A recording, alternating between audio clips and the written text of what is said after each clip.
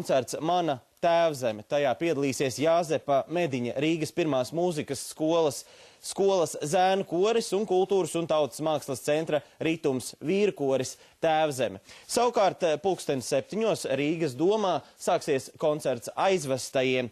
Tur piedalīsies daudzi pazīstami mākslinieki, tostarp kamerkoris Ave Sol un arī solisti, tostarp Sonora Vaice. Bet tajā pašā laikā arī 7:00 ir iespēja izvēlēties Mazajā ģildē. Sāksies koncerts Dievs tava zeme deg. Tajā piedalīsies jauktais koris Sonora, vīru koris Frakori un, protams, arī vēl vairāki citi ansambļi un mākslinieki, tā kā arī visi šie pasākumi solās būt ļoti kvalitatīvi un saistoši.